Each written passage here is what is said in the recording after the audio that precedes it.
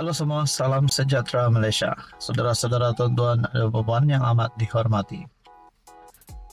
Kita hampir setiap hari mendengar boikot sana, boikot sini, boikot kedai ini, boikot kedai itu. Kita mendengar ada beberapa pemimpin yang lantang bercakap berkaitan dengan isu ini. Saudara-saudara tuan-tuan dan puan, baru-baru ini saja, sebelum ini kita mendengar berkaitan dengan isu stalking yang tertera kalimat Allah, dan pada akhirnya salah satu kepimpinan UMNO yang menjadi watak utama di dalam isu yang hangat ini yang disebut-sebut ramai orang di seluruh Malaysia hari ini, antara watak utama yang menjadi sebutan orang adalah Dr. Akmal Saleh, Ketua Pemuda UMNO. Bahkan perkara ini telah membawa kepada Dr. Akmal disiasat. Nah, saudara-saudara, kita nak cakap Dr. Akmal salah pun tak boleh. Kita nak cakap Dr. Akmal, apa yang dilakukan hari ini mungkin betul juga, tetapi semua itu bergantung kepada persepsi ataupun pandangan kita secara pribadi. Kalau tanya admin, mungkin saya akan jawab neutral sahaja. Kalau Dr. Akmal rasa apa yang dilakukan itu betul, maka betullah bagi dia. Namun saudara-saudara, sudah pasti ada juga yang mengecam perkara ini. Nah, tuan-tuan dan puan yang amat dihormati semua, berkaitan dengan siasatan terhadap Dr. Akmal, IGP ataupun Ketua Polis Negara juga sudah mengumumkan perkara itu, telah menyentuh perkara itu berkaitan dengan isu stalking itu. Nah, saudara-saudara yang terkini pula, satu lagi berita kali ini pula berkaitan dengan jenama kasut Vans. Saya tak pasti macam mana sebutannya, tetapi VERNS. Satu lagi kejutan daripada Ketua Polis Negara. Menurut IGP, satu artikel daripada Malaysia Kini bertarikh 8 April, isu logo kasut 1,145 pasang kasut dirampas. Polis kerjasama dengan JAKIM, menurut IGP. Ketua Polis Negara Razaruddin Hussain memaklumkan sejumlah 1,145 kasut jenama Vans telah dirampas susulan dakwaan logo mirip kalimat Allah di tapaknya. Razaruddin berkata, rampasan dibuat di 4 negeri yaitu Johor, Pulau Pinang, Kuala Lumpur.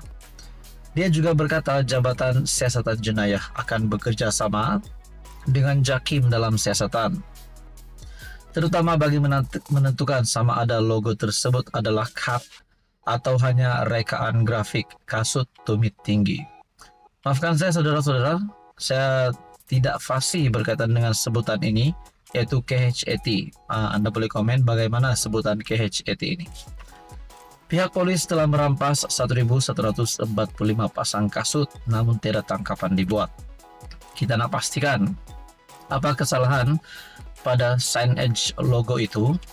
Katanya pada sidang media, terdahulu dakwaan logo pada tapak kasut keluaran Vans Holdings dan Berhad menyerupai kalimat Allah mula dibangkitkan di media sosial pada 23 Mac lalu. Namun ia menjadi tular selepas satu lagi video membuat dakwaan serupa. Nah, saudara-saudara, dalam pada itu syarikat itu juga menjelaskan image pada tapak kasut keluarannya telah disalah tafsir sehingga mencetuskan kontroversi. Untuk pengetahuan semua, logo ini 100% diilhamkan berdasarkan bayangan garisan tali yang bersambung dengan sebuah kasut tumit tinggi, seperti yang tertera di gambar yang dilampirkan. Pada masa sama, syarikat itu mengakui kekurangan pada logo tersebut sehingga boleh disalah tafsir dan maka memohon maaf dan telah mengambil langkah segera menghentikan penjualan kasut dan logo berkenaan, serta sedia memulangkan kembali uang kepada pelanggan yang telah membeli barangan tersebut. Nah, saudara-saudara yang amat dihormati, apa komen Anda berkaitan dengan isu ini? Ini pasti satu lagi isu yang menggemparkan, dan pengumuman Ketua Polisi Negara itu pasti menggemparkan ramai kepemimpinan politik di Malaysia. Sekian saja, teruskan bersama di dalam channel ini. Halo semua, salam sejahtera Malaysia, tuan-tuan dan puan-puan yang amat dihormati. Saudara-saudara, terima kasih kerana masih setia bersama di dalam channel ini. Ada satu isu menarik yang saya nak kongsikan kepada semua penonton hari ini. Sebelum ini kita pernah mendengar terdapat menteri. Sebelum ini kita pernah mendengar terdapat menteri yang mengeluarkan kenyataan berkaitan dengan kalau harga ayam mahal, dicadangkan pula rakyat untuk makan ikan atau daging. Kita pernah mendengar menteri bercakap berkaitan dengan ini. Sudah pasti rakyat Malaysia yang mungkin sedang dalam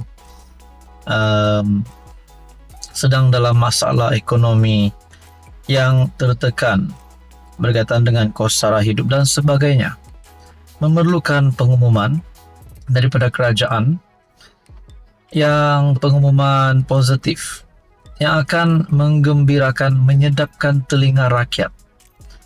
Nah, saudara-saudara, satu perkongsian daripada Syabuddin Husin. Ini pula bukan menteri tetapi speaker. Tuan Speaker janganlah bangga nak menjadi Hassan Malik nombor 2. Dulu ketika era BN, ada seorang menteri bernama Hassan Malik menerima kutukan yang agak lama. Berikutannya cadangannya agar rakyat berhenti makan ayam ketika harga makanan itu mahal di pasaran. Sebaliknya, beliau meminta rakyat agar menukar kepada makan ikan atau daging. Idea Hassan Malik itu mendapat kecaman yang teruk kerana apa yang rakyat mahukan ialah agar kerajaan ketika itu, khususnya melalui Kementerian Perdagangan Dalam Negeri, Koperasi dan Kepenggunaan yang diterajuinya, melakukan sesuatu untuk menangani kenaikan harga ayam yang tinggi di pasaran. Lagipun mencadangkan rakyat makan ikan dan ayam lebih tidak munasabah kerana harganya jauh lebih mahal daripada harga ayam. Lalu Hassan Malik pada waktu itu digelar sebagai Menteri Cap Ayam. Kini, episod yang hampir sama berulang kembali. Cuma kali ini bukan dilakukan oleh menteri, tetapi oleh Speaker Parlimen. Speaker berkenaan, Johari Abdul, mencadangkan rakyat agar menggantikan nasi dengan sumber karbohidrat lain seperti ubi kayu bagi mengatasi masalah kekurangan bekalan beras putih tempatan di pasaran. Beliau berkata ubi kayu dilihat mampu menjadi alternatif terbaik sebagai sumber karbohidrat disebabkan khasiatnya yang lebih tinggi berbanding beras.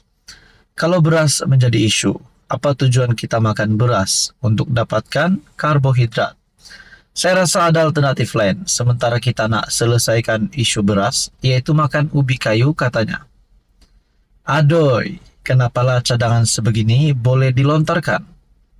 Dulu datuk nenek dan mak ayah kita dulu dah puas makan ubi kayu ketika zaman Jepun.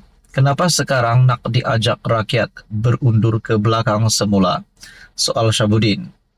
Kalau dicadangkan makan kentang dengan daging wagyu, kemudian kerajaan pula beri diskaun rahmah pada harganya, sedaplah juga telinga mendengar. Ini yang nak suruh rakyat makan ubi kayu. Ada berapa luas ladang ubi kayu di negara kita? Kalau ubi kayu sekadar ada ditanam di keliling rumah dan tepi-tepi bendang, tak usahlah nak dicadangkan ia sebagai ganti beras. Munasabahlah sikit kalaupun ia sebagai Speaker Parlimen. Namun Johari ingin juga nak memberi cadangan dalam masalah yang dihadapi kerajaan. Janganlah bagi cadangan yang tak masuk akal. Bahkan dengan melontarkan cadangan begini, meskipun Kononnya daripada pemikiran di luar kotak seorang speaker. Ia sebenarnya lebih menyerlakan ketidakmampuan kerajaan menangani kekurangan bekalan beras di pasaran. Nah, saudara-saudara, menurut Syahabuddin Husin, Tuan Speaker yang dihormati, janganlah bangga nak jadi Hasan Malik nombor 2 di era kerajaan Madani ini. Mencadangkan agar rakyat makan ubi kayu bukan saja tidak munasabah, bahkan terlihat pelik. Sama pelik ketika Hasan Malik mencadangkan makan ikan atau daging sebagai ganti ayam sebelum ini. Adakah ini akan menurunkan prestasi speaker? Adakah beliau mungkin boleh dipecat selepas ini, selepas mengeluarkan kenyataan ini? Itu menjadi persoalannya. Nah, saudara-saudara, apa komen Anda berkaitan dengan isu ini? Sekian saja, teruskan bersama di dalam channel ini.